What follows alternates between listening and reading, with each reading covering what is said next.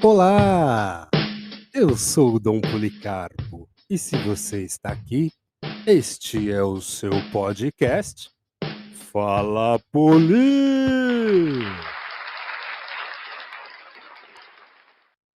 Hoje, dando prosseguimento ao projeto Prefácios, quero apresentar a síntese da coleção História Geral da África, publicada pela Unesco Brasil, MEC e Universidade Federal de São Carlos, tendo como editor Walter Roberto Silvério, Brasília, 2013. Apresentada em 2 volumes, sendo volume 1 da pré-história ao século XVI e volume 2 do século XVI ao século XX. Por quê? Trata-se de uma iniciativa científica. As sombras e obscuridades que cercam o passado desse continente constituem um desafio apaixonante para a curiosidade humana. A história da África é pouco conhecida. Quantas genealogias mal feitas! Por essas razões e pela honra da ciência, torna-se importante que uma tomada de decisão acima de qualquer suspeita fosse levada a cabo por equipes de pesquisadores africanos e não africanos, sob os auspícios da Unesco e sob a autoridade de um conselho científico internacional e de coordenadores africanos. O número e a qualidade dos pesquisadores mobilizados para esta nova grande descoberta da África denotam uma admirável experiência de cooperação internacional. Mais que qualquer outra disciplina, a história é uma ciência humana, pois ela sai bem quente da forja ruidosa e tumultuada dos povos, modelada realmente pelo homem nos canteiros da vida, construída mentalmente pelo homem nos laboratórios, bibliotecas e sítios de escavações. A história é igualmente feita para o homem, para o povo, para aclarar e motivar sua consciência. Para os africanos, a história da África não é um espelho de Narciso, nem um pretexto sutil para se abstrair das tarefas da atualidade. Essa diversão alienadora poderia comprometer os objetivos científicos do projeto. Em contrapartida, a ignorância do seu próprio passado, ou seja, de uma grande parte de si mesmo, não seria ainda mais alienadora? Ora, a história é a memória dos povos. Esse retorno a si mesmo pode, aliás, revestir-se do valor de uma cartaz libertadora, como acontece com o processo de submersão em si próprio, efetivado pela psicanálise, que, ao revelar as bases dos entraves de nossas personalidades, desata de uma vez só os complexos que atrelam nossa consciência às raízes profundas do subconsciente.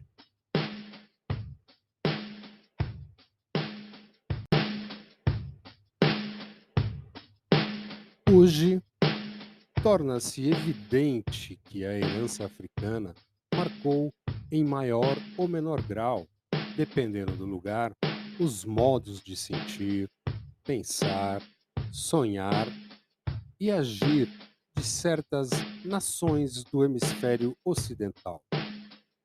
Do sul dos Estados Unidos ao norte do Brasil, passando pelo Caribe e pela costa do Pacífico, as contribuições culturais herdadas da África são visíveis por toda parte. Em certos casos, chegam a constituir os fundamentos essenciais da identidade cultural de alguns dos segmentos mais importantes da população. Assistimos, durante o século XX, à multiplicação dos estudos sobre o negro no Brasil, quase todos, porém, sem lhe acompanhar o passado africano. A África parecia mais que esquecida, ignorada. Embora durante a descolonização do continente se tenha reacendido o interesse brasileiro pela África, o descaso por sua história persistiu até ontem ou anteontem. Ao começar a ser corrigido o pecado, não nos demoramos, no entanto, em reconhecer que muito do que se pensava no lado do Atlântico afetava a outra margem. E nos convencemos que o Brasil também começa na África, e a África se prolonga no Brasil.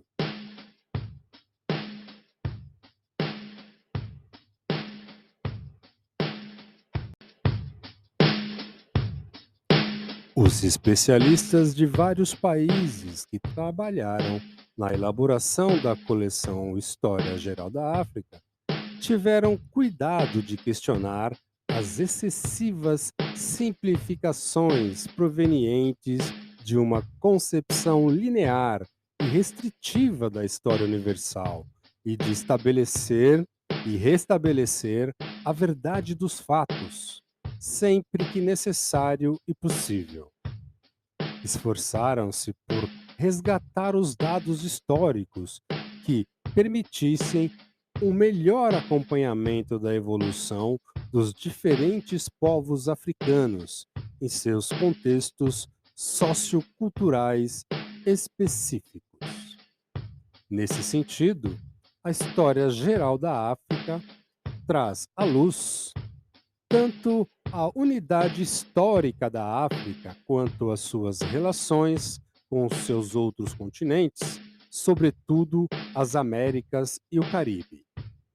Durante muito tempo, as manifestações criativas dos descendentes de africanos nas Américas foram isoladas por certos historiadores em um agregado heterogêneo de africanismo. Desnecessário dizer que tal não é a atitude dos autores desta obra. Nela, a resistência dos escravos deportados para as Américas, a clandestinidade política e cultural dos descendentes de africanos, sua participação constante e maciça nas primeiras lutas pela independência, bem como nos movimentos de libertação nacional, são entendidas em sua real significação. Foram vigorosas afirmações de identidade que contribuíram para forjar o conceito universal da humanidade.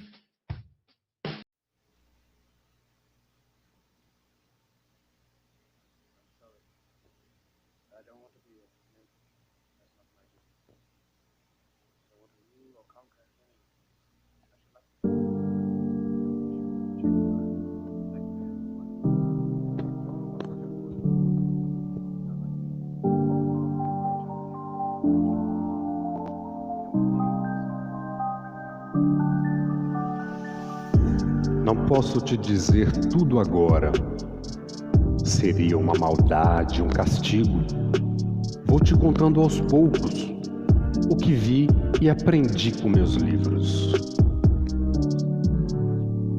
E nascemos de alguém por descuido, e vingamos também como sorte, que a mãe é culpada de tudo. E o pai só precisa dizer que é forte. Tanta mentira plantada na mente, que a verdade vem à tona e brota, no meio da bosta que tanta gente faz na entrada, na saída ou fica na porta. Mas acredite, isso ainda não é tudo. Pode sentar-se que lá vem história. Alguém aqui colorizou o mundo e somos julgados pela parte de fora. Como falei no começo, agora vou repetir. Vou te contando aos poucos tudo o que apreende. Todo fim tem começo, todo começo tem fim. Este recado é para eles? Ou é um alerta para mim? Não sei se você me entende, só sei que isso é assim. Vou defendendo quem luta, na busca de um dia feliz. Vou semeando ideias, pulverizando jardins. É dessa forma que luto, plantando palavras aqui e ali. Todo fim tem começo, todo começo tem fim. Esse recado é para eles? Ou é um alerta para mim? Vou te contando aos poucos, vou te contando aos poucos. Esse recado é para eles ou é um alerta para mim?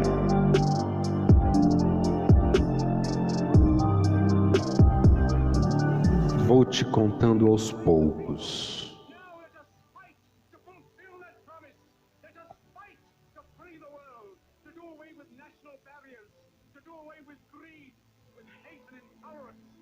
Let us fight for a world of reason, a world where science and progress will lead to all men's happiness. Soldiers, in the name of democracy, let us all unite!